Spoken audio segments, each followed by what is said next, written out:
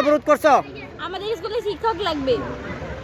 এখন কজন শিক্ষক আছে আর কজন নিয়ে গেছে? এখন একজন 20 জন আছে, টিচার চারজন নিয়ে গেছে স্কুল থেকে।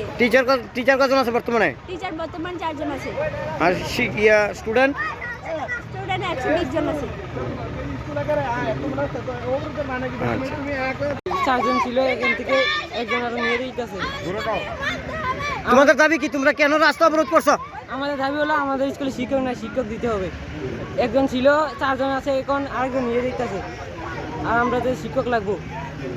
শিক্ষকের দাবিতে আজকে রাস্তা অবরোধ? জি, আমরা শিক্ষক লাগবো, আমাদের দাবি। দাবি না মানে না গেলে দাবি